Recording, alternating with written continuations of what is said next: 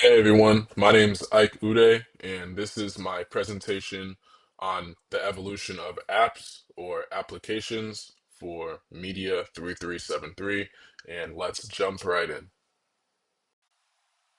Applications, or apps as we now casually refer to them, are an essential part of modern digital life.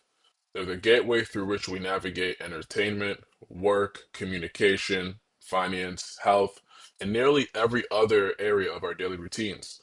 But what many users may not realize is that today's sleek, intuitive, and AI-powered apps are the results of decades of evolution in software development and consumer technology.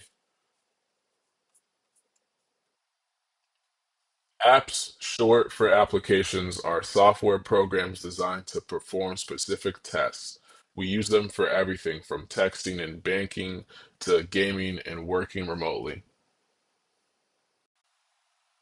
Applications, or the concept of an app, dates back to the early days of computing in the 1970s and 1980s.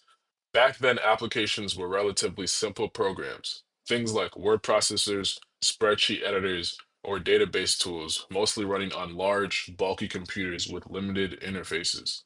For example, early softwares like VisiCalc in 1979, the first spreadsheet program, was groundbreaking at the time and set stage for the future tools like Microsoft Excel.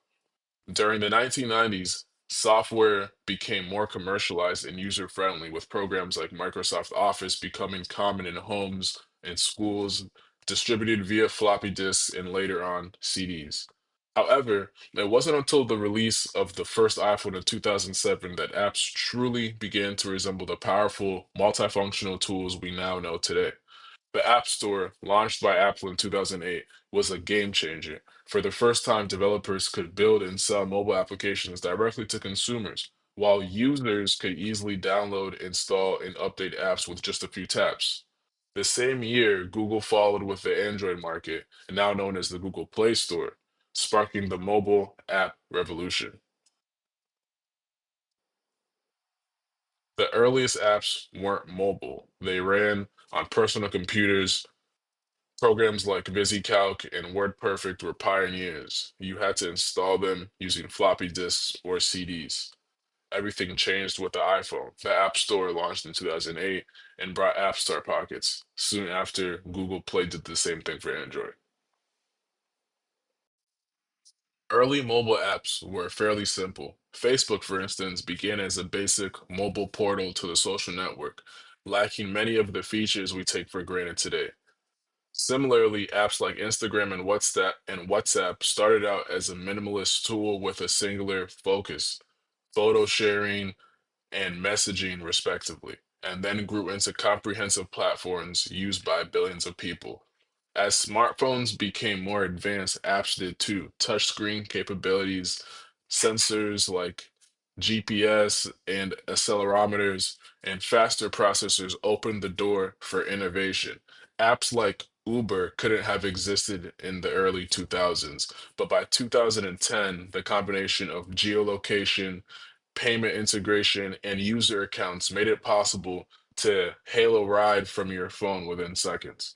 Meanwhile, productivity apps like Evernote and Google Docs took traditional software functions and adapted them for the cloud, enabling collaboration from anywhere. Developers use tools in languages like Swift for iOS and Java for Android. Cross-platform tools help create one app that works everywhere.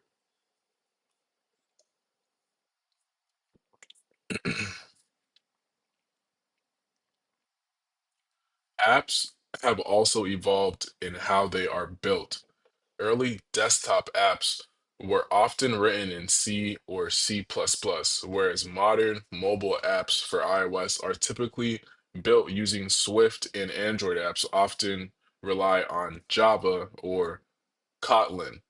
Web apps used through browsers are created within HTML, CSS, and JavaScript, and have grown so advanced that platforms like Canva or Figma function nearly as well in a browser as a desktop software.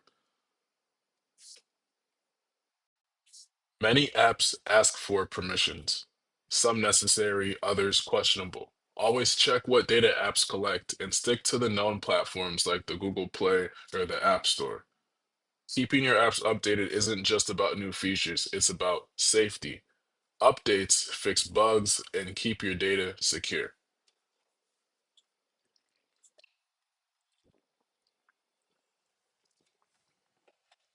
There are also significant privacy and security issues associated with apps.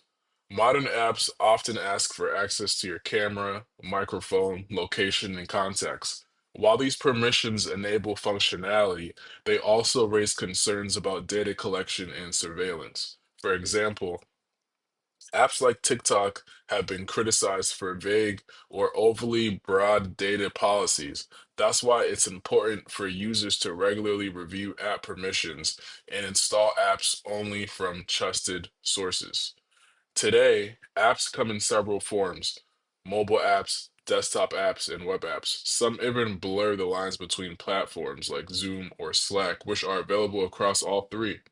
The popularity of cross-platform development frameworks such as Flutter and React Native is helping developers create unified experience across devices. Automatic updates have also become a norm. While they often run in the background, they play a critical role in fixing bugs and protecting against vulnerabilities